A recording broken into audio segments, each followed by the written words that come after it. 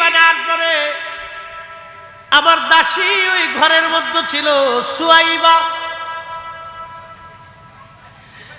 আবু লাহাবের ঘর থেকে প্রিয় নবীজির বেলাদতের ঘর জাবাল আবু কুবাইস পাহাড়ের পাদদেশে, ওখান থেকে দৌড়াইয়া আবু লাহাবের ঘরে এসে বলতেছে, মনিব, মনিব রে, আপনার ভাতিজা হয়েছে, আপনার ভাতিজা হয়েছে।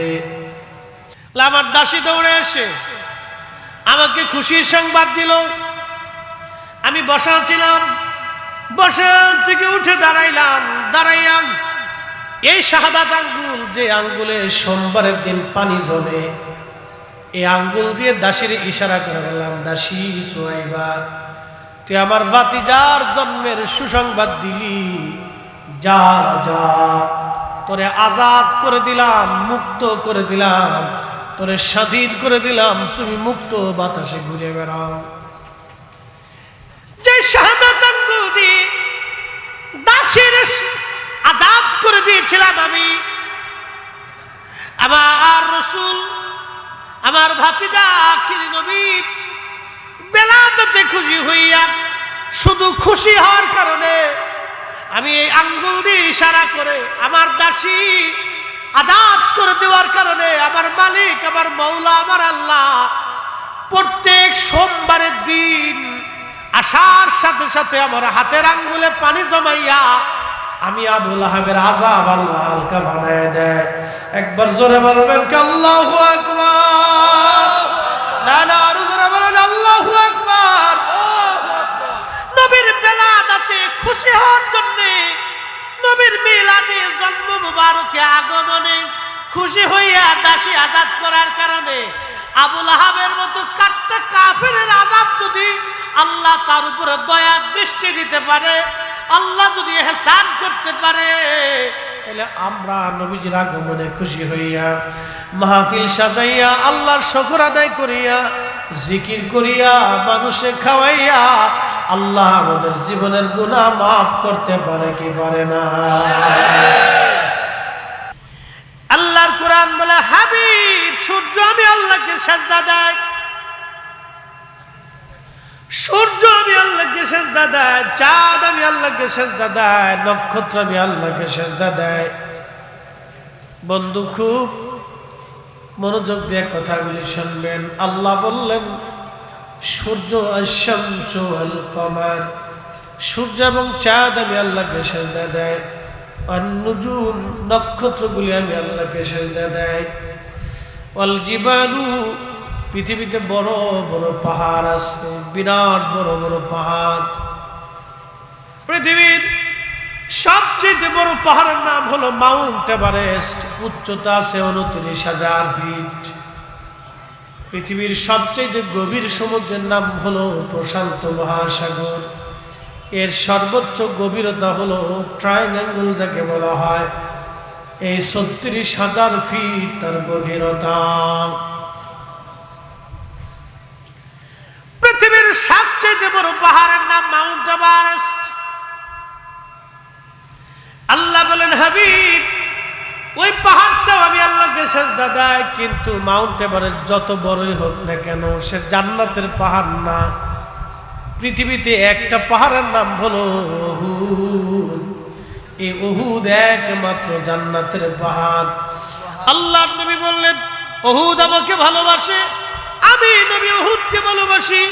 আলাদা বিন আবওয়াবিল জান্নাহ, উহুদ আল্লাহর জান্নাতের পাহাড়। একসাথে জোরে বলবেন কি আল্লাহু আকবার। আরে একটা পাহাড় যদি নবীকে ভালোবেসে জান্নাতে যেতে পারে, তাহলে আপনারা বলেন, পবিত্র মিলাদুন নবীর মাহফিলে আসার কারণে আপনার জীবনের গুনাহ মাফ হতে পারে কি পারে না? আমাদের ওই যে আগে বলছি যে মাইন্ডেড দুর্বল, ওই যে কিছু ফ্যাসাইলে লোক থাকে, এ বালা না, এ বালা না, এতে বালা না, এতে বালা না, হ্যাঁ তার বউর দিকে যায়, হ্যাঁ তার মাইয়া আজকে বুরকা পড়ছে না, হ্যাঁ তার ভুলায় কোনায় বিড়ি টানে, বিদেশে গেছে, লোক বালা না, এই সেই নানান কিচ্ছিক কাহিনী। মানে কিছু লোক থাকে খালি অশান্তি বাঁধায়, এ বালা না, সে বালা না, শুধু নিজেই বালা। খোঁজ খবর নিয়ে দেখেন সে যে লোক নিজে সুবিধার লোক না, ঠিক আছে? তো এইরকম কিছু লোক সমাজে থাকে। তাহলে আজকের মাহফিলে বসার কারণে যদি পাহাড় রসুল করিমকে মহাব্বতের জন্য যদি একটা পাহাড় জান্নাতে চলে যেতে পারে, তাহলে আমরা আল্লাহর নবীর মহাব্বতে মিলাদের মাহফিলে বসার কারণে আল্লাহ আমাদের জীবনের গুনাহ মাফ করতে পারে কিনা? এবং করবে, আশা থাকে। প্রিয় শরীয়তপুরবাসী মনোযোগ দিবেন, উহুদের কিন্তু কোনো শরীয়ত নেই, সে একটা পাহাড়। আমাদের জন্য যেমন নামাজ ফরজ, উহুদ পাহাড়ের জন্য নামাজ ফরজ না। আমাদের জন্য যেমন রোজা ফরজ, পর্দা ফসিতা ফরজ, হক হালাল ফরজ, উহুদের জন্য এমন কোনো ফরজিয়াত বিধান নাই। কিন্তু শুধুমাত্র আল্লাহর নবীকে ভালোবাসার জন্য একটা পাহাড় পর্যন্ত জান্নাতে চলে যাবে। সে জান্নাতের দরজার পাশে আল্লাহ তাকে স্থান করে দিয়ে রাখবেন। জান্নাতের ভিতরে মানুষ এবং জিনেরা জান্নাতে যাবে, ফেরেশতারা থাকবে, সাথে উহুদ পাহাড় জান্নাতে চলে যাবে শুধু আল্লাহর নবীকে ভালোবাসার জন্য। বলে হুজুর কি করে নবীকে ভালোবাসলো? উহুদ সবসময় আল্লাহ নবীজির সাথে সুসম্পর্ক রাখতো। ওই উহুদ পাহাড়ের বরাবর একটা পাহাড় আছে, যেটা মসজিদে জুল হুলাইফার বাম পাশে একটা পাহাড়। এই পাহাড়ের নাম হলো জাবালে আইর। জাবাল আইরের আরেকটা নাম হচ্ছে জাবালে নার। আল্লামা ইমাম ইবনে শিব্বা তারিখ ইবনে শিব্বার ভিতরে আল্লামা শাইখ আব্দুল হক মুহাদ্দিস দেহলভী আজ্জাজবুল কুলুব ইলা দিয়ারিল মাহবুবের মধ্যে তিনি লেখেন এই পাহাড়ের নাম হলো জাবালে আইর, যেটা বর্তমান মসজিদে জুল হুলাইফার বাম পাশে দেখবেন। অর্থাৎ মদিনা থেকে বের হয়ে মক্কার দিকে আসার সময় আপনি এই মসজিদটা পাবেন, মসজিদের বাম পাশেই পাবেন এই বিরাট বড় পাহাড়। এই পাহাড়ের নাম হচ্ছে জাবাল আইর। জাবাল আইর আল্লাহর নবীর সঙ্গে দুশমনি রাখত। দুশমনি রাখার কারণে এই পাহাড়ের নাম হলো জাবাল আইর। আল্লাহ রসুল বললেন, জাবাল আইর আমার সাথে দুশমনি করে এই জাবাল আইর আলা বাবিন মিন আবওয়াবিন নার, এই জাবাল আইর হলো জাহান্নামের একটা পাহাড়। আল্লাহর নবীর সাথে দুশমনি করার জন্য একটা পাহাড় জান্নাতে চলে গেল, দুশমনির জন্য একটা পাহাড় জাহান্নামে চলে গেল। নবীজির সঙ্গে ভালোবাসার সম্পর্ক রাখার কারণে একটা পাহাড় আল্লাহর জান্নাতে চলে গেল। একবার জোরে বলা যাবে কি সুবহানাল্লাহ? এ মনোযোগ দিয়ে কথাটা যদিও ছোট কিন্তু বুঝলে অনেক দামি। আমার মাথাতে পাগড়ি আছে, যে পাগড়ি আপনারা দেখেন, এই যে পাগড়ি এইরকম কাপড় দিয়ে অনেকে লুঙ্গি বানায় না? এই লুঙ্গি পরার পরে লুঙ্গি খুলে পড়ে গেলে কেউ উড়ায় চুমা দেয়।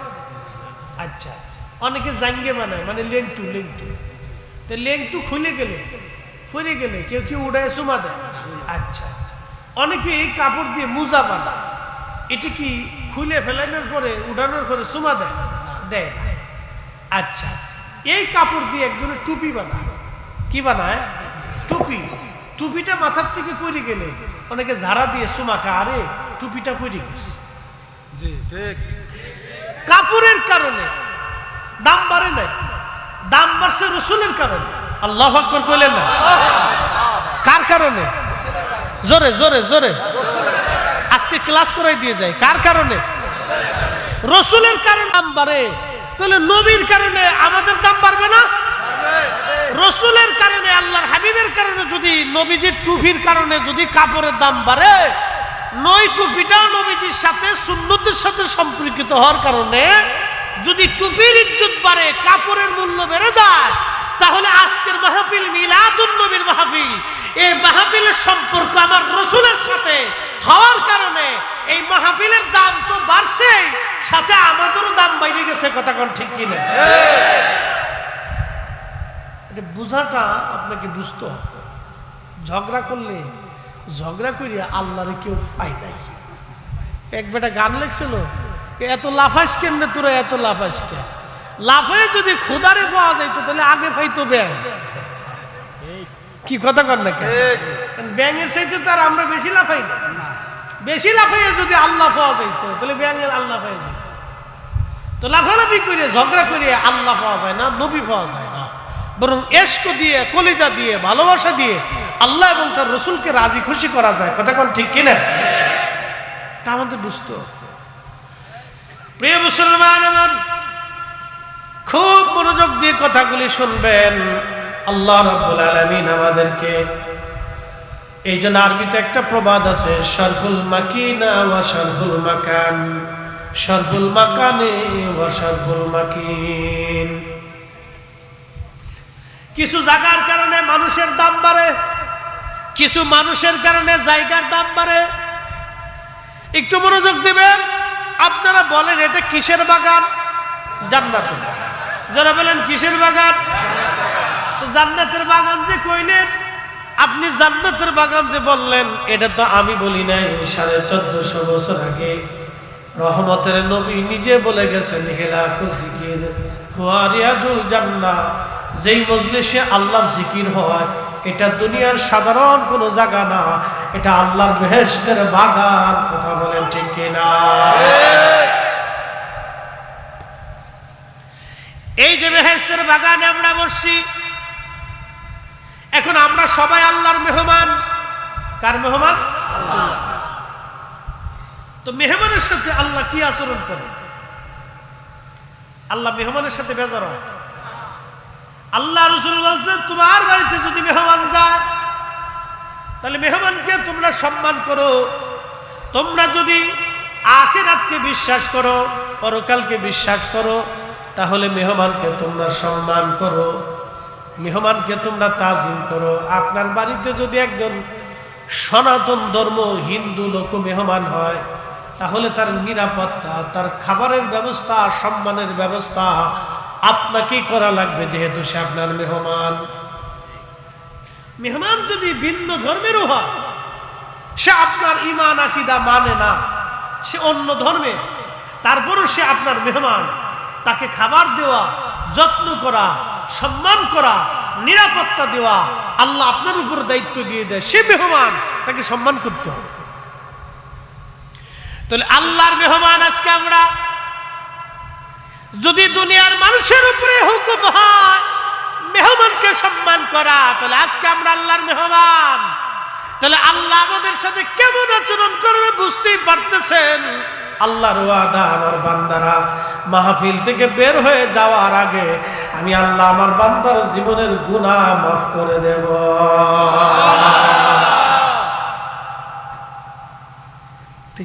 দামি জায়গা, এটা কি জায়গা?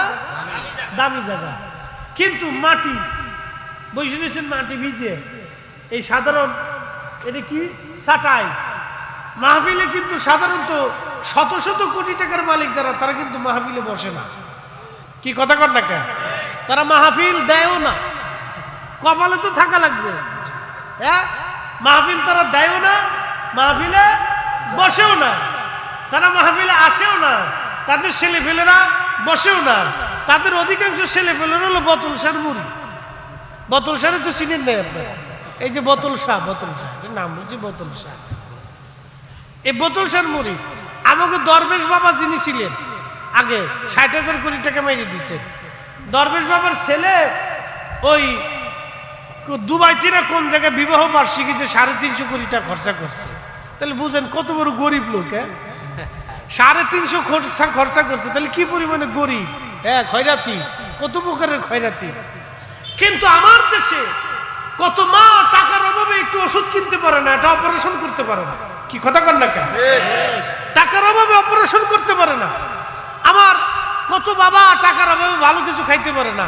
এই লোক যদি 350 কোটি টাকা আমার দেশের গরিব মানুষের ভিতরে বাইটে দিত, ভাগ করে দিত, বন্টন করে দিত, গরিব মানুষের জন্য একটা ফ্রি হসপিটাল করে দিত, চিকিৎসার একটা ব্যবস্থা করে দিত, কিছু খাবার দাবারের ফাইসালা করে দিত, কিছু বেকার মানুষের কর্মসংস্থানের ব্যবস্থা করে দিত, তাহলে আমার দেশে সে সম্মানের আসনই থাকতো। কথা কোন ঠিক কিনা? প্রিয় উপস্থিতি, মানুষগুলি বুঝে না, এরা মনে করে আমরা দুনিয়াতে চিরদিন থাকবো। কত মানুষ কবরে চলে গেছে, এরা বুঝে না। প্রিয় উপস্থিতি আমার, খুব মনোযোগ দিবেন, কথাগুলি ভালো করে শুনবেন। এই যে আল্লাহ, আমি একটা প্রবাদ বলেছি, সর্বুল মাকিনা ও সর্বুল মাকান, সর্বুল মাকানে ও সর্বুল মাকিন। কিছু জায়গার কারণে মানুষের দাম বাড়ে, কিছু মানুষের কারণে জায়গার দাম বাড়ে। আজকের মিলাদুন নবীর মাহফিলের কারণে এই জায়গার দাম বেড়ে গেছে, ঠিক কিনা? এই জায়গার দাম বেড়ে গেছে, আমাদেরও দাম, কথা কোন, আমাদেরও দাম, আমাদেরও দাম বেড়ে গেছে। মক্কাতুল মুকাররমা থাকার কারণে মক্কাবাসীর দাম বাড়ছে, মদিনাতে আমার নবী যাওয়ার কারণে মদিনার দাম বাড়ছে।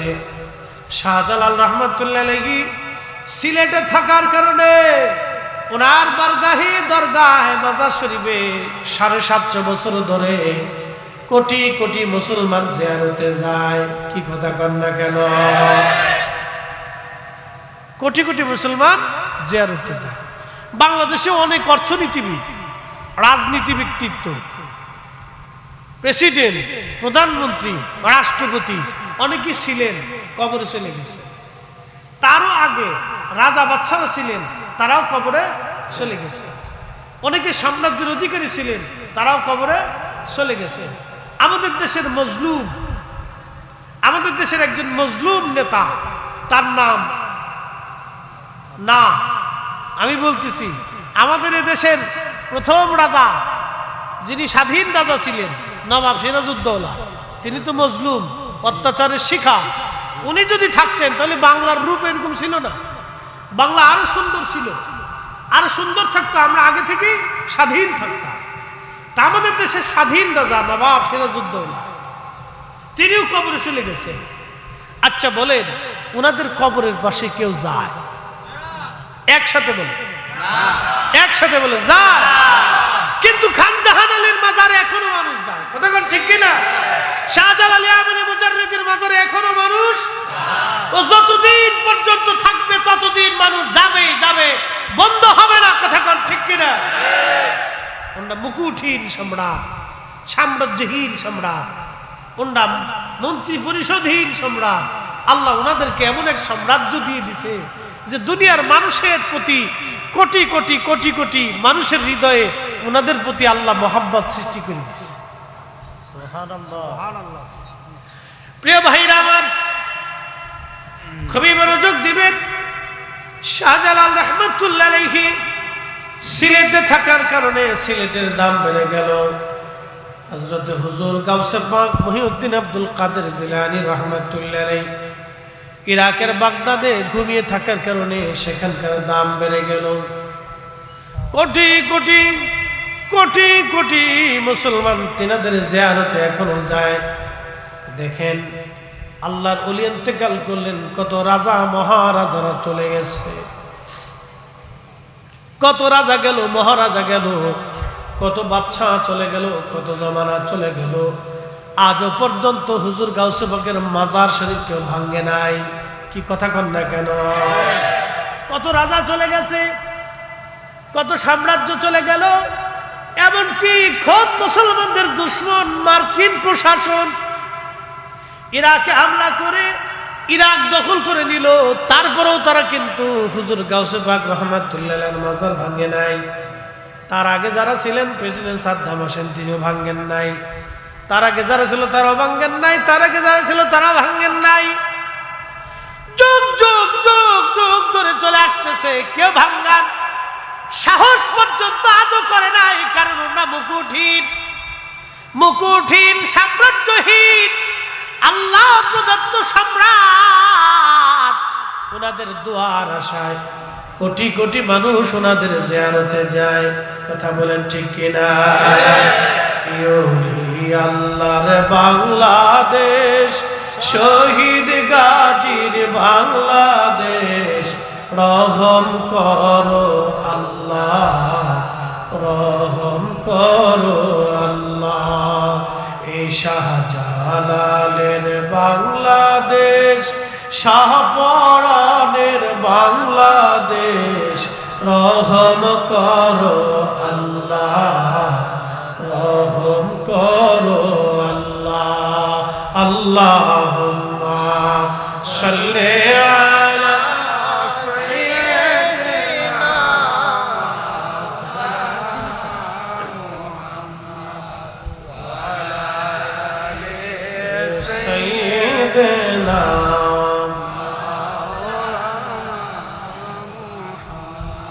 বুঝতে কি অসুবিধা?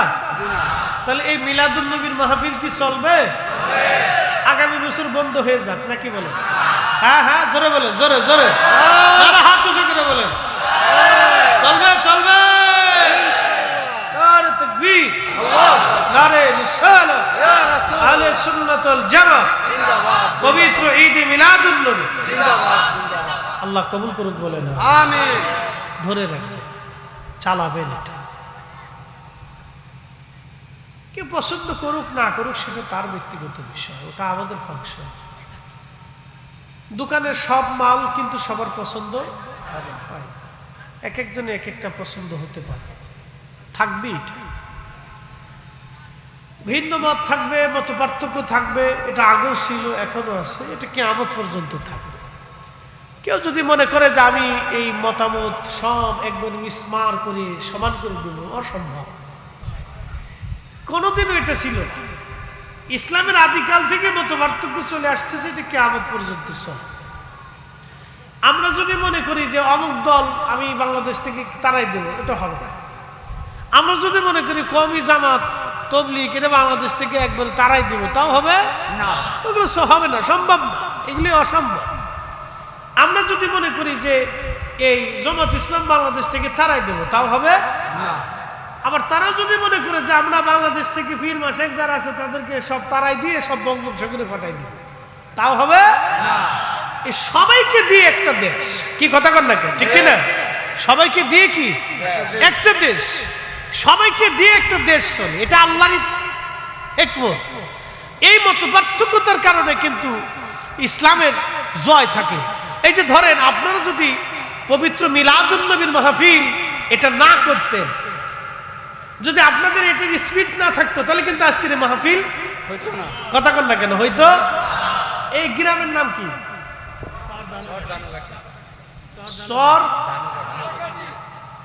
চর ধানুকাটি। আচ্ছা, ধানুকাটি এলাকা, ড্যামুড্ডার ধানুকাটি এলাকা, ধানুকাটি এলাকার মতো কি আরো এলাকার ড্যামুড্ডায় আছে না? সব এলাকায় কি এরকম মাহফিল হয়? এই যে দেখেন, সব এলাকায় আজকের মাহফিল হয় নাই। শুধুমাত্র আপনারাই মহব্বতের কারণে মাহফিলটা দিচ্ছেন। অন্যজনের যত খুশাবে তত আপনার আগুন জ্বলবে, মনে হবে যে আগের বছর আরো বড় করে দেব। কি কথা কন না? হিকমত কার? এই মত পার্থক্য রহমত। মত পার্থক্য কি? রহমত। ঝগড়া করা যাবে না, মত পার্থক্য রহমত। কেউ যদি আমার খুশা দেয় তাহলে বুঝতে হবে আমার ভিতরে আরো স্পিড বাড়তেছে, এটাও রহমত। আচ্ছা, শয়তান বানাইছে কি? আমরা বানাইছি? হ্যাঁ, এই যত আমরা যত বীর মুরিদ আছে সবাই মিলে শয়তানটা বানাইছি, ভোট দিয়ে ওরে নির্বাচন করছি নাকি করে? শয়তান বানাইছে কি? আল্লাহ কি একসাথে শয়তানকে কি মেরে ফেলতে পারে না? তো এর বাঁচাই রাখছি কি? কারণটা কি? হ্যাঁ, এই তো খেলা। আল্লাহ শয়তানকে বানাইলেন আল্লাহ, আবার শয়তানকে ক্ষমতাও দিলেন আল্লাহ। একসাথে বলেন আল্লাহু আকবার। শয়তানকে বানাইলেন আল্লাহ, ক্ষমতাও আল্লাহ দিয়ে দিলেন। ইচ্ছা করলে কিন্তু আল্লাহ মুহূর্তে শয়তান ধ্বংস করে দিতে পারেন। শয়তানরে যখন শয়তান বিতাড়িত হবে, 4টা জায়গা শয়তান কেঁদেছিল।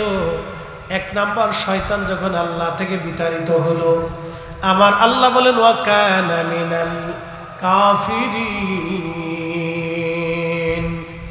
তুমি কাফেরদের অন্তর্ভুক্ত। শয়তান আর্তনাদ করতে লাগলো, চিৎকার করতে লাগলো, কাঁদতে লাগলো। এরপরে শয়তানকে আমার আল্লাহ দুনিয়াতে পাঠিয়ে দিবে। শয়তান তখন কাঁদতে লাগলো, আর্তনাদ করতে লাগলো, আল্লাহকে ডাক দিয়ে বলল, রব আল্লাহ, আপনি দয়া করে আমারে এই 9টা লক্ষ বছর আপনার ইবাদত করছি, আপনি দয়া করে আমার একটু সময় দেন, কিছু কথা শুনেন। আল্লাহ বলেন কি চাও? শয়তান ডাক দিয়ে বলতেছে, রব্বুল আলামিন, আপনি দয়া করে আমাকে 3টা ক্ষমতা দিবেন। 9 লক্ষ বছর ইবাদত করলাম, 3টা জিনিস আমি চাই। আল্লাহ বলেন কি চাও বলো? 1 নম্বর, কিয়ামত পর্যন্ত হায়াত চাই। আমার দিকে দেখান, কোন পর্যন্ত হায়াত? আচ্ছা, ওই সময় আল্লাহ কিয়ামত পর্যন্ত না দিয়ে আল্লাহ কইতেন না তোর কিয়ামত পর্যন্ত না, কালকে তুই মরে যাবি। পারতেন না আল্লাহ? কিয়ামত পর্যন্ত হায়াত চাই, আল্লাহ বলেন দিলাম। একসাথে বলবেন আল্লাহু আকবার। আল্লাহ যে তারে কিয়ামত পর্যন্ত হায়াত দিছে, এর ভিতরে আল্লাহর হিকমত আছে না? কেন? হিকমতটা কি? ওই শয়তান আমরারে খুঁচাবে আর ইমানদারের ইমানের পাওয়ার বাড়বে। কি কথা কন না কা? এইটা মনে রাখবে, আল্লাহর হিকমত আছে। এই জন্য বিরোধিতা আল্লাহর হিকমত আছে। যদি বিরোধিতা না থাকতো তাহলে আজকে আপনার মোহাম্মতের সাথে জজমানে এটা করতেন না। আরে গ্রাম তো হাজার হাজার আছে, সব গ্রামে মিলাদুন নবীর মাহফিল হয় না, আপনারা এটা করতেছেন কারণটা কি? আবার আরেক গ্রামে হবে, অন্য 10 জায়গা হবে না, অন্য 10 জায়গা হবে। এই যে আল্লাহ বিতর্কিত হওয়ার কারণে আপনারা করতেছেন, আরেকজন করতেছে না, আরেকজন আরেকটা করতেছে, এ চিন্তা করতেছে, এ মিলাদুন নবীর মাহফিল করতেছে, যা আমি সিরাতুন নবীর একটা দিয়ে দিই। তা কি মাহফিল কমতেছে না বাড়তেছে? বাড়তেছে। মাহফিল কি বাড়তেছে, কমতেছে না। এই জন্য বিতর্কের ভিতরে রহমত আছে, মতানৈক্যের ভিতরে রহমত আছে। একজনের চিন্তা করলো হ্যাঁ মিলাদুন নবীর মাহফিল করে, তাহলে আমরা সিরাতুন নবীর একটা করবো, যা করে দিচ্ছে। আরে করেন না, মিলাদুন নবী করেন আর সিরাতুন নবী করেন, মাহফিল তো করেন। মাহফিল করলে মানুষ ওয়াজ শুনবে, আল্লাহর দিকে আসবে, হেদায়েতের দিকে আসবে। কি কথা কর নাকি? ঠিক করতে থাকে, এটা রহমত, হিকমত। প্রিয় উপস্থিতি, খুব মনোযোগ দিয়েন। শয়তান এবার আল্লাহকে ডাকতে বলতেছে, রব আমার কিয়ামত পর্যন্ত হায়াত দিবা। আল্লাহ বললেন যাও, কিয়ামত পর্যন্ত তোমার হায়াত দিলাম। আল্লাহ ডাক দিলেন, শয়তান আর কি চাও? বলে রব্বুল আলামিন আপনি আমার तमाम পৃথিবী তসররুফ করবেন, तमाम দুনিয়া ঘুরে আসবো 1 সেকেন্ডের ভিতরে। একসাথে বলবেন সুবহানাল্লাহ। সুবহানাল্লাহ। শয়তান কি এই জায়গা আছে না? আমেরিকাও যায়, আমেরিকা, রাশিয়া। একবার আমেরিকার প্রেসিডেন্ট বাইডেন যে চাবি দেয়, আবার ওদিক দিয়ে রাশিয়ার প্রেসিডেন্ট পুতিনকে চাবি দেয়, এদিক দিয়ে আইসা আবার নেটোর মহাসচিবকে চাবি দেয়, ও তো জাতিসংঘের মহাসচিবকে দেয়, ওদিক দিয়ে আবার ইসরায়েলের যে নেতানিয়াহু আছে ওরা চাবি দেয়, কই তুই ফিলিস্তিনি বোমা মার। বুঝতে পারছেন? শয়তান কিন্তু বসে নাই, শুধু আমরা বসে রয়েছি। শয়তান কিন্তু বসে না, আমরা বসে রয়েছি। কাঁঠাল নিয়ে আসলো কে? কাঁঠাল। হ্যাঁ, ধরেন একদম কই লয়ে যায়? ভগ্নিপতি, হুজুরের ভগ্নিপতি। ও হুজুরের দুলাভাই। দেখেন, এই আপনি দুলাভাই এই কাম করেন না, আপনি ওদিক লয়েন না, আমরা এদিক লয়ে এসে। বুঝছেন নি দুলাভাই, এই কাম হইতেছে না কিন্তু। দেখছেন কি মহব্বত, কাঁঠাল লয়েছে। ওই তো কাঁঠাল নারকেল সব মিলিয়ে নিয়ে গেছে। এইটাই যে দেখেন মাথায় করে নিয়েছে বুড়া মানুষ, ওনার দরকার আছে। এটাও সুন্নত। মারহাবা কর না। এটা কি জোরে কর না, এটা কি? কারণ আপনি যদি কোন আল্লাহ রসুল কাঁঠাল হাদিয়া দিয়েছিল নাকি, কোন দলিল আছে এটা দেন কোন তো? এরকম লেটা বাদনে কিছু লোক সমাজে আছে না, যে কোন দলিল আছে কাঁঠালকে নবী হাদিয়া দিয়েছে নাকি? আমি যদি জিজ্ঞেস করি যে আশিকি সাহেব আপনারা যে নারকেল হাদিয়া দিল, আল্লাহর নবী জীবনে কোনোদিন নারকেল হাদিয়া দিছেনি না নিছেনি? কি কথা কর না কেন?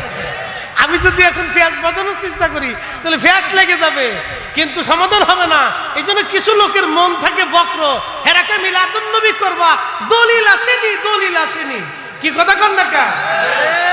আমি মাহফিলে বসবো, জিকিরে বসবো, এই ওয়াজ নসিহত শুনবো, তার আবার দলিলের দরকার কি? ওটা দলিল তো আল্লাহর নবী এমনি নিজে দিয়ে দিয়েছে। হিলাকুজ জিকির ওয়া রিয়াজুল জান্নাহ, যেই মজলিসে আল্লাহর জিকির হয় ওটা আল্লাহর বেহেশতের বাগান। মিলাদুন নবীর মাহফিলে জিকির হয়, কুরআন তেলাওয়াত হয়, মুনাজাত হয়, ওয়াজ হয়, তো এই মাহফিল হবে না তো হবে কোনটা? কি কথা কর না? বুঝতে হবে আপনাদের, এই নেটা বান্ধবের কিছু মানুষ থাকে। প্রিয় উপস্থিতি আমার, খুব মনোযোগ দিয়ে শুনবেন। শয়তান এবার আল্লাহকে ডাক দিয়ে বলল, রব তামাম দুনিয়া তাসাররুফ করার মতো এক মুহূর্তে শক্তি তুমি আমারে দাও।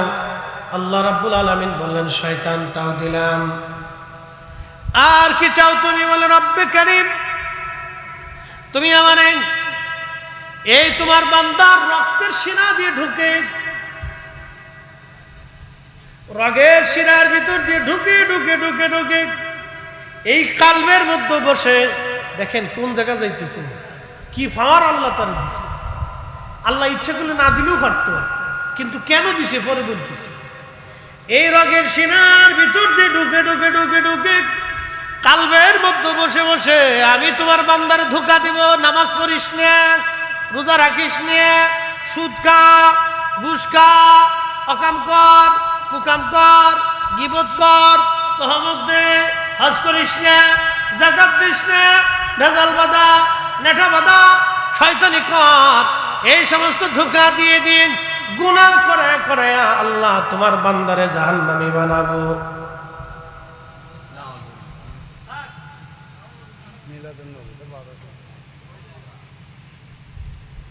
ভালো কাজে বাধা দিব, ভালো কাজে বাধা দেওয়াবো। কালবের কোণায় বসে বসে আমি ধোঁকা দিতে থাকবো, তোর একটা বান্দারেও, একটা বান্দা জান্নাতে ঢুকতে দেব না, একটা বান্দা জান্নাতে ঢুকতে দেব না। তখনই আল্লাহ ধমক দিয়ে বলেন শয়তান রে, তুই শুনে রাখ, আমি আল্লাহর ইজ্জত জালালের কসম করে বলি, আমার বান্দাদেরকে ধোঁকা দেওয়াইয়া গুনাহ করাইবি, আর আমার বান্দারা গুনাহ করার পরে যখন আমার দরবারে কাকুতি মিনতির সাথে ক্ষমা চাবে, ক্ষমা চাইতে দেরি হবে, আমি আল্লাহ ক্ষমা করতে দেরি করব না। চিৎকার মেরে বলেন আল্লাহু আকবার। তাহলে বলেন ঘরে ঘরে মিলাদ মাহফিল দরকার আছে না নাই? ঘরে ঘরে ঘরে ঘরে মিলাদ দরকার, কি কথা বল না? আর মিলাদ পড়ার পরে কি হয়? জোরে বলেন কি হয়? দোয়া হয়। হুজুর আমার আব্বা মারা গেছে, আমার আব্বার জন্য দোয়া করেন। মা মারা গেছে, মার জন্য দোয়া করে দেন। আমার দাদা মারা গেছে, আমার চাচা মারা গেছে, হুজুর দোয়া করেন। ওলামা ইকরাম দাওয়াত করা হয়, সমাজের মুরব্বী দাওয়াত করা হয়, তলবে ইলমদেরকে দাওয়াত করা হয়, কোরআন শরীফ খতম হয়, তারপরে দোয়া হয়, হুজুর দোয়া করে দেন। এই জন্য ঘরে ঘরে মিলাদ মাহফিল দরকার, ঘরে ঘরে দরকার, দোয়া বেশি বেশি দরকার। কারণ যত মাহফিল হবে মিলাদ মাহফিল তত বরকত হবে, বরকত হবে। অতএব যারা নিষেধ করতে চায়, বন্ধ করে দিতে চায়, বন্ধ করাইয়া কারো লাভ হবে না, বন্ধ করে আর শয়তানের লাভ হবে, ইমানদারের পরাজয় হবে। আমরা চাই শয়তান যা করবে তার বিপরীত করা। শয়তান বন্ধ করতে চাবে, আমরা ইমানদাররা ঘরে ঘরে মিলাদ দুরূদ দোয়া চালু করব। কথা কোন ঠিক কি না? বুঝতে কি আর কোনো অসুবিধা আছে? আর এত বেশি দলিলের দরকার? এই সহজ ভাবে বুঝাই দিচ্ছে। শয়তান চাই কি বন্ধ হয়ে যায়। আমরা ইমানদারের কাজ কি? চালু রাখা। ইমানদারের কাজ কি? চালু রাখা। এখন অনেকেই কবে, এই যে দেখো হুজুরের পেট পূজার দান্দা, হুজুর খাবে। আচ্ছা আপনারা কোন তো মিলাদ মাহফিল যখন হয় তখন খাওয়ার সময় কি খালি হুজুর খায়? ওই দেখছি যা আজকে রান্না করছে সব আমি, আশিক হিসাব হুজুর, নেসার আহমদ সব, আর সালি সব সব, আমরা যারা ওলামা ইকরাম আছে আমরা সব ডেক মাথায় করে নিয়ে চলে যাব।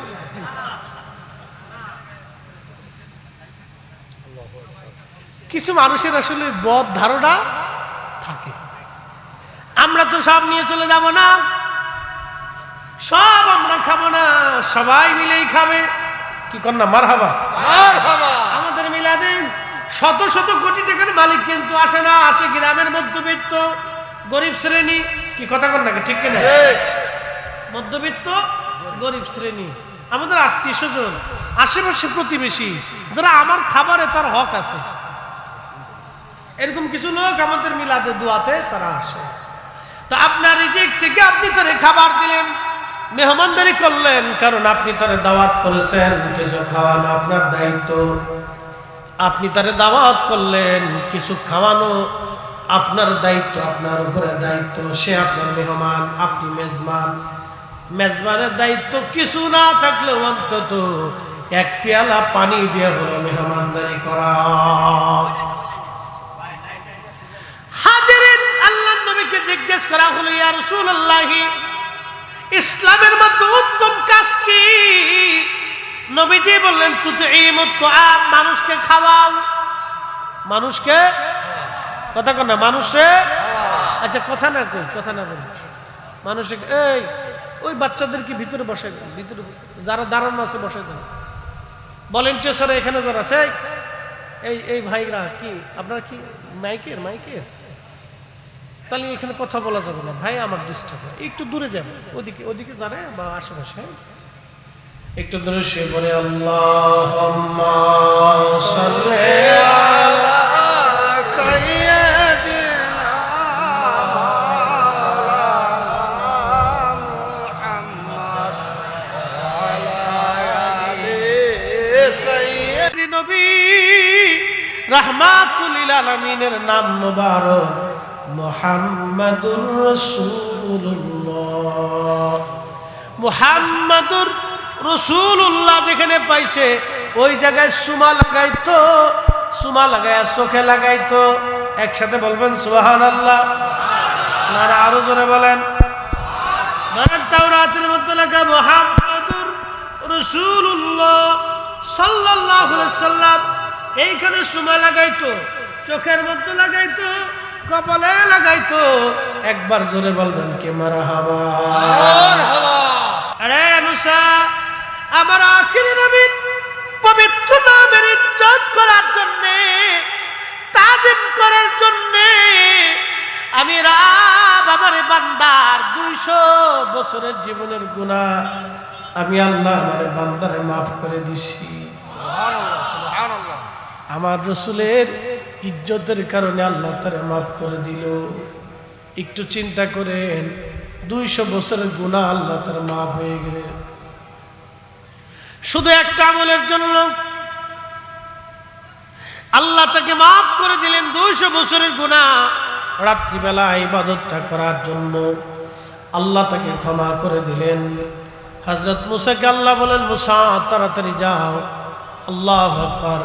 হিলিয়াতুল আউলিয়ার মধ্যে আমার ঘরে কিতাবখানা আছে, আল্লামা মুসান্নিফ আল্লাহ তিনি লিখতেছেন, হযরত মুসাকে আল্লাহ বলেন, মুসা তাড়াতাড়ি যাও, তারে ময়লা থেকে উঠাইয়া সুন্দর করে গোসল করাইয়া পাক সাফ করাইয়া মুসারে তারে সুন্দর গোরস্থানের মধ্যে দফন করাও। আমার বান্দারে ময়লার মধ্যে রাখবা না, আমি আল্লাহ তার 200 বছরের গুনাহ মাফ করে দিয়েছি। হাজিরিন, আমার রাসূলের সাথে সম্পর্ক হওয়ার জন্য মুসা আলাইহিস সালামের উম্মতের 200 বছরের গুনাহ যদি মাফ হয়, নবীর নামে চুমা লাগানোর জন্য, ইজ্জত করার জন্য মুসা আলাইহিস সালামের উম্মতের 200 বছরের গুনাহ যদি মাফ হয়, আজকের পবিত্র মিলাদুন নবীর মাহফিলে আমার নবীজির সাথে সম্পর্ক হওয়ার কারণে আমাদের জীবনের গুনাহ মাফ হতে পারে কি পারে না?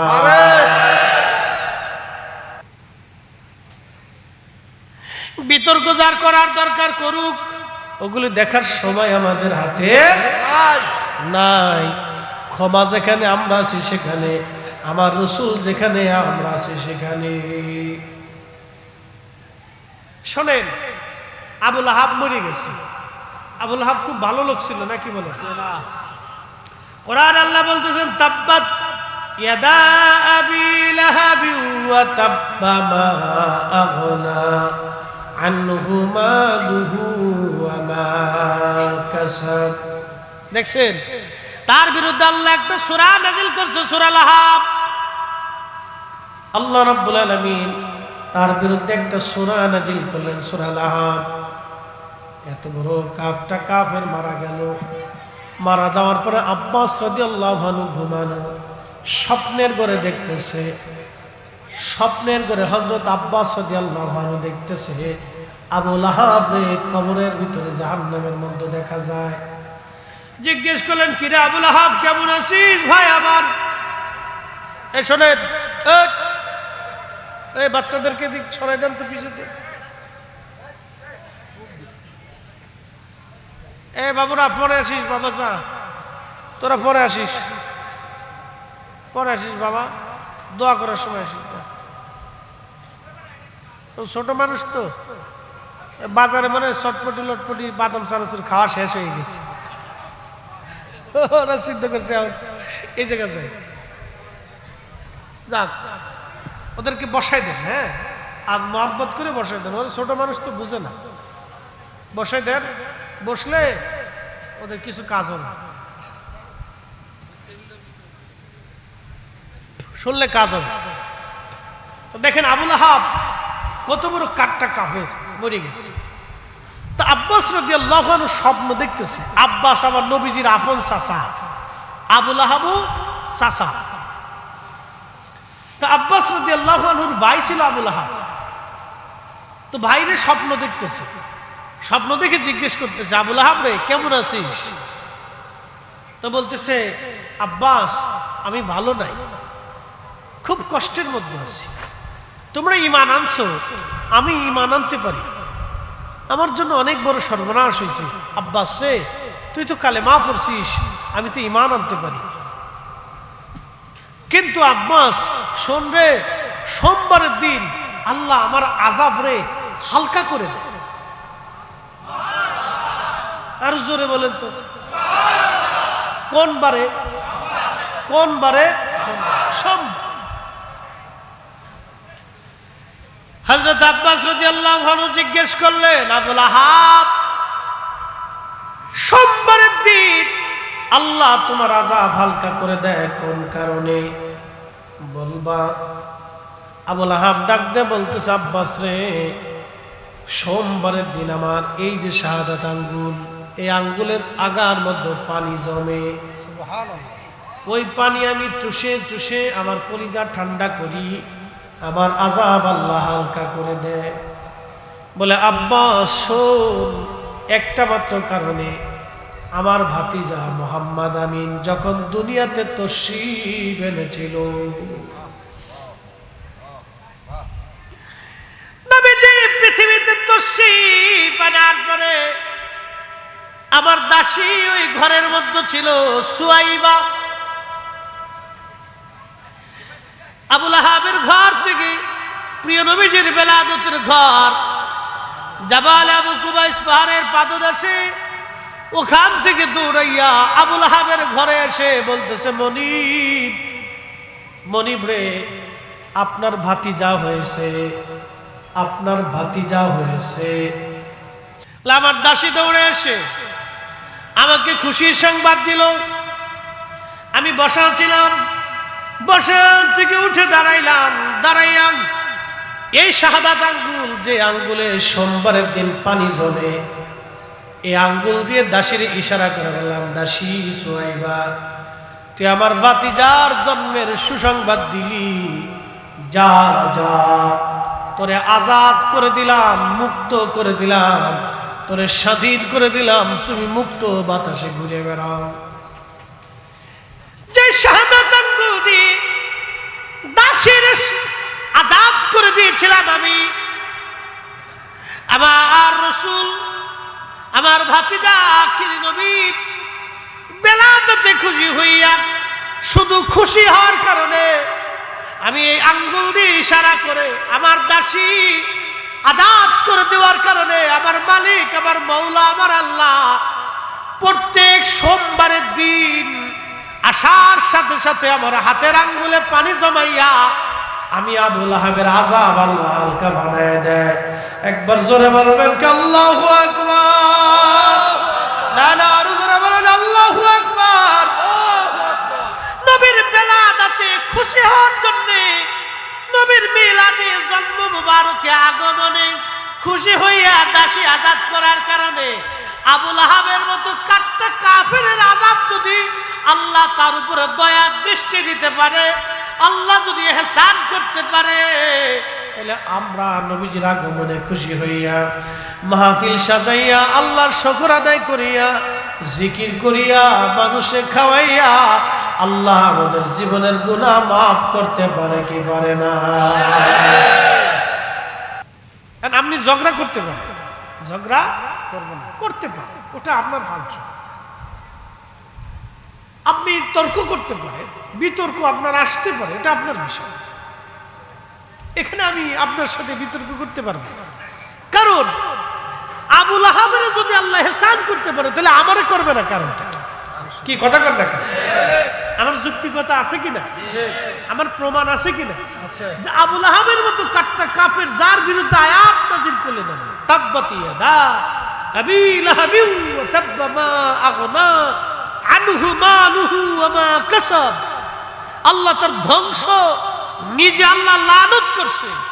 সেই আল্লাহর লানত প্রাপ্ত বান্দার প্রতি যদি আল্লাহর হাবিবের আগমনে সন্তুষ্ট হয়ে দাসী আজাদের জন্য যদি আল্লাহ তার উপরে ইহসান করে, তাহলে আল্লাহ আমাদেরকেও ইহসান করবে। কথা বলে ঠিক কিনা?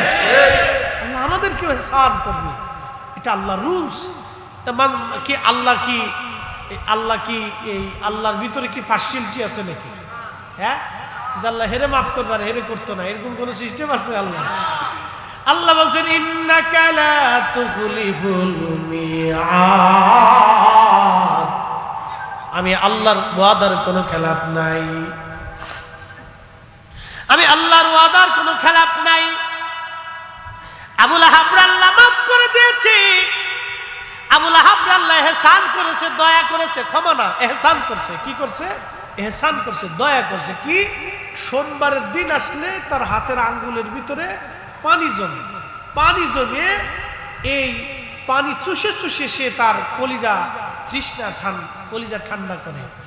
সৌদি আরবে কেউ থাকছেন, চাকরি বাকরি করছেন, এখানে কেউ আসেন? আচ্ছা, যদি না থাকেন, হজে ওমরাতে যদি কোনোদিন মক্কা মদিনাতে যান তো দেখবেন প্রচন্ড গরম।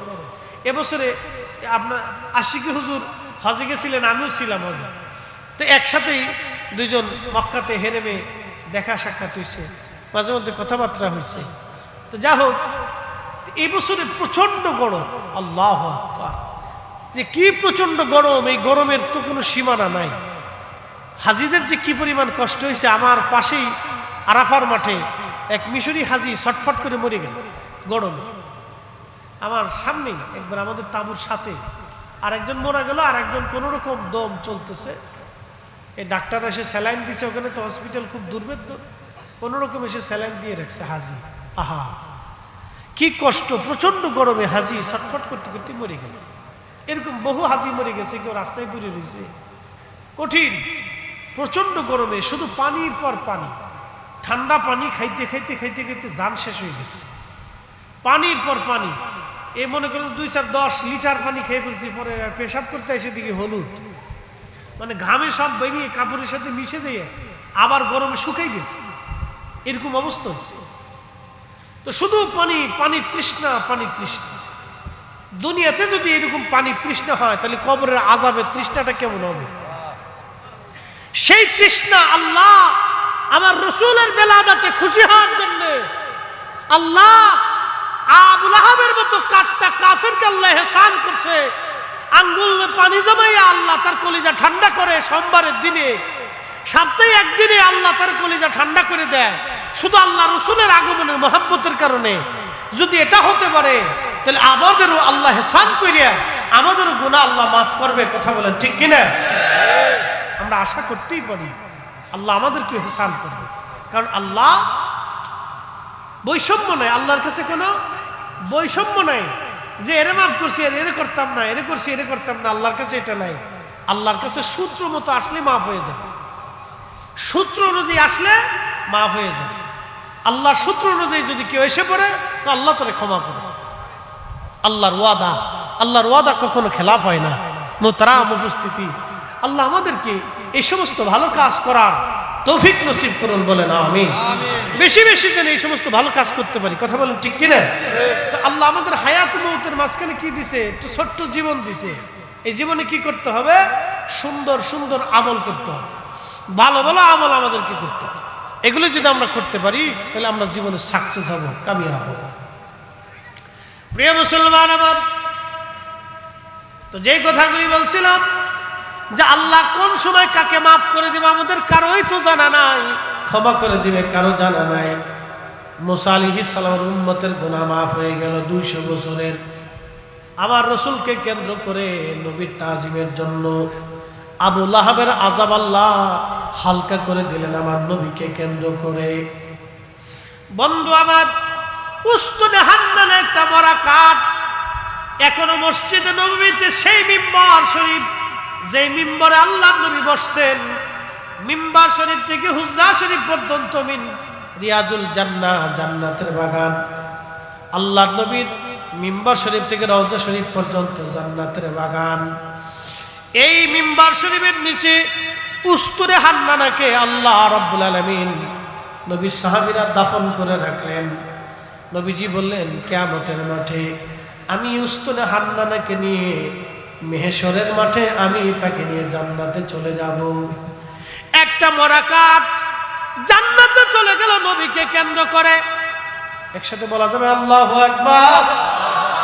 আরে একটা উটের নাম কাসওয়া জান্নাতে চলে গেল নবীকে কেন্দ্র করে, রসুলকে কেন্দ্র করে জান্নাতে চলে গেল। আর একটা সেই বস্তুর নাম উস্তুনে হান্নানা, কাসওয়া উট, আর একটা নাম উহুদ পাহাড়, জান্নাতে চলে গেল আমার রসুলকে মহব্বত করার কারণে। আমার রসুলকে কেন্দ্র করে আল্লাহু আকবার, জোরে বলেন আল্লাহু আকবার। না না হয় না, আরো জোরে বলেন আল্লাহু আকবার। উহুদ পাহাড় জান্নাতে চলে গেল নবীকে কেন্দ্র করে। যদি কোনোদিন উহুদে যান, একটা ঠিকানা বলে দিয়ে যায়, উহুদ পাহাড়ের এক কোনায় একটু ফাঁকা জায়গা দেখবেন, দুইটা পাথরের মাঝখানে ফাঁকা ফাঁকা। এই জায়গাটা আল্লাহর নবী বিশ্রাম করেছিলেন উহুদের ময়দানে আহত হয়ে যাওয়ার পরে। কাফেররা রাসূলকে আঘাত করলেন, দন্ত মুবারক শহীদ হয়ে গেল, মাথা মুবারক থেকে রক্ত পড়তেছিল। আহারে, রসুলের একজন সাহাবীর নাম হযরত মালিক ইবনে সানানা, তিনি দৌড়ায় গেলেন। মালিক ইবনে সানানা দৌড়ায় যাইয়া আল্লাহর নবীর ওই কাটা জায়গায় মাথা মোবারকে জিহ্বা লাগায়া চেটে চেটে চেটে চেটে পরিষ্কার করে রক্ত খেয়ে ফেলতেছিলেন তিনি। পাশ থেকে এক সাহাবী ডাক দিয়ে বলতেছে, মালিক ইবনে সানানা, তুমি কি জানো না রক্ত পান করা হারাম? তুমি কেন রক্ত পান করো? মালিক ইবনে সানানা ডেকে বলতেছে, সাহাবীরা রে, আমার জীবন চলে যাবে, কিন্তু নবীজির রক্ত মোবারক জমিনে পড়তে দেব না। ত্রিভুবনের প্রিয় মুহাম্মদ বলেন, ত্রিভুবনের প্রিয় মুহাম্মদ এলো রে দুনিয়ায়, রে সাগর আকাশ বাতাস দেখবি যদি, রে সাগর আকাশ বাতাস দেখবি যদি। ধুলির ধরা বেহেশত আজ জয় করিল, দিল রে লাজ, আজকে খুশির ঢল নেমেছে ধূসর সাহারায়, রে সাগর আকাশ বাতাস দেখবি যদি, রে সাগর আকাশ বাতাস দেখবি যদি।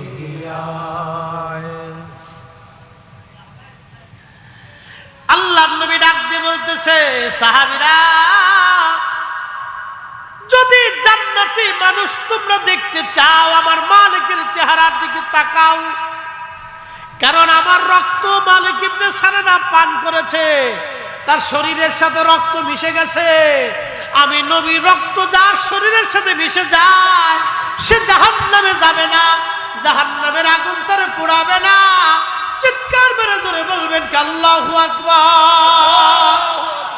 বলেন, রক্ত পান করা হালাল না হারাম? কিন্তু আমার রসুলের রক্ত হওয়ার কারণে, নবীর সাথে সম্পর্ক হওয়ার কারণে মালিক ইবনে সানানার ইজ্জত বাড়ছে না কমছে?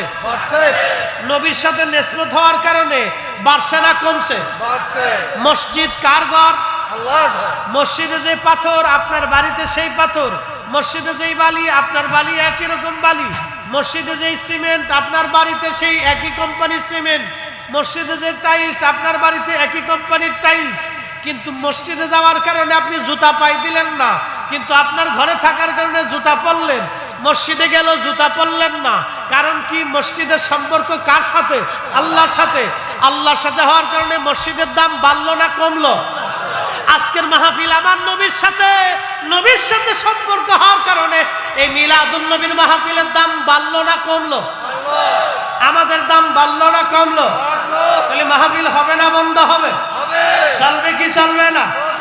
একসাথে ধরে বলেন তো আল্লাহু আকবার। এই মাহফিলে বরকত আছে, খুব মনোযোগ দেন। মালিক ইবনে সানানা, তেনার ইজ্জত বাড়ছে না কমছে? কিন্তু রক্তপান করে ফেলছে। শরীয়তে রক্তপান করা হারাম, কিন্তু আল্লাহর নবীর সাথে সম্পর্ক হওয়ার কারণে মালিক ইবনে সানানার ইজ্জত এত পরিমাণে বাড়ছে, নবীজি উহুদে ডাক দিয়ে বললেন, সাহাবীরা তোমরা যদি জান্নাতি মানুষ দেখতে চাও, এই উহুদে আইসা আমার মালিক ইবনে সানানার চেহারার দিকে তাকাও, সে আল্লাহর জান্নাতি। বন্ধু আমার, উহুদে যাবেন। উহুদে যাওয়ার পরে যেইখানে আল্লাহর নবী বিশ্রাম করেছিলেন, দেখেন আমি বাস্তব থেকে বলতেছি, এবার এতক্ষণ তো দলিলে বলছি, এখন বাস্তবে বলতেছি। উহুদের যে ফাঁকা জায়গা, আমার দিকে তাকান, উহুদের পাহাড়ের পাদদেশে পাশে যে ফাঁকা জায়গা, সেইখানে আল্লাহর নবীকে নিয়ে ফেরেশতারা নিয়ে গেলেন, সাহাবীরা নিয়ে গেলেন, বিশ্রাম করতে লাগলেন। নবীজির দন্ত মোবারক শহীদ হয়েছিল আসরের সময়। কোন সময়? আসরের সময়। জোহর আর আসর, ওইখানে একটা মসজিদ আছে উহুদের পাশে, এখনো মসজিদটা আছে। ওই জায়গাটা আল্লাহর নবী জোহর এবং আসর নামাজ পড়ছিলেন, যুদ্ধ চলতেছে, ওই জায়গায় নামাজ পড়তেছিলেন। হঠাৎ করে কাফেররা এসে আল্লাহর নবীকে আক্রমণ করলেন আসরের পরে। ওই সময় নবীজি আহত হলেন। ঠিক ওই সময় আহত হওয়ার পরে নবীজিকে সাহাবে কিরাম ফেরেশতারা নিয়ে উহুদের ওই ফাঁকা জায়গা নিয়ে গেলেন। যেই ফাঁকা জায়গা নিয়ে গেলেন, তখন সারা উহুদে মদিনাতে জানাজানি হইল যে আল্লাহর নবী নাই। অনেক সাহাবী জানতেন না যে আল্লাহর নবীকে সাহাবীরা এবং ফেরেশতারা ধরে নিয়ে জিবরাইল আলাইহিস সালাম ওই পাহাড়ের ওই পাদদেশে, এই পাহাড়ের এক কোণাতে ফাঁকা জায়গা নিয়ে গেছে। এটা অনেক সাহাবীরা জানতেন না। তো সারা মদিনায় সংবাদ ছড়িয়ে গেল, রাসূল নাই, নবী শহীদ হয়ে গেছে। ওই সংবাদে হযরত গাসলুল মালায়েকা হানজালা সকালবেলা এসে তিনি উহুদে শহীদ হয়েছিলেন। আহা বন্ধুগণ আমার নবী না এই কথা শুনলেন, নবীজিকে নিয়ে যাওয়া হলো ওই ফাঁকা জায়গায়। ওইখানে নিয়ে যাওয়ার পরে আল্লাহু আকবার, ওইখানে নবীজিকে বিশ্রাম করলেন। কিন্তু শুনেন, আজকে একটা বাস্তব কথা বলে দিয়ে যাই। এই বছরে মদিনা মুনাওয়ারার শেষ রজনীতে আমি আসব, চলে আসব বাংলাদেশে। তার আগের দিন রাত্রিবেলা নারে তাকবীর, নারে রিসালাত, আলে সুন্নাত ওয়াল জামাত, পবিত্র ঈদে মিলাদুন নবী। আরে এই দেশের মানুষ দেখেন অসুস্থ, তারপরেও এই অবস্থায় কোথাও তো যাওয়ার সুযোগ নাই। এই শরীর নিয়ে শুধু আপনাদের জন্য মারহাবা কর। নিজের দেশ, দেশ সবাই ভালোবাসে, এটা বোঝা গেছে আর কি। আপনাদেরকে ভালোবাসে না?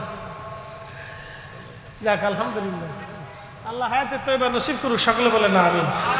এই অসুস্থ শরীর নিয়ে আপনাদের মাঝে আসা। তো হুজুর আসছেন, আমি কথা আর দীর্ঘায়িত করব না, ছেড়ে দিব। কালকে না পরশু দুই গ্রামে আমার মারামারি লাগছে। এই মারামারি আরে ঝগড়া রে, এই কোর্টে যায়, শরীয়তের কোর্টে যায়, সেটা ফয়সালা হয়েছে কালকে। যাই হোক, আল্লাহ কবুল করুক। 20-25 লাখ খাবার খেতাম। জি জি আলহামদুলিল্লাহ। আমি আর কথা দীর্ঘায়িত করব না, আপনারা মিলেমিশে থাকবেন। আল্লাহ সকলকে মিলেমিশে থাকার তৌফিক নসিব করুন, বলেন আমিন। আর কথা নাই, হুজুর আসছেন, তিনি কথা বলবেন এবং আপনাদেরকে নিয়ে দোয়া করবেন। আপনারা আমার জন্য দোয়া করবেন। আল্লাহ না, আল্লাহ আমার জন্য আপনারা দোয়া করবেন। আল্লাহ যেন আমাদের প্রত্যেকের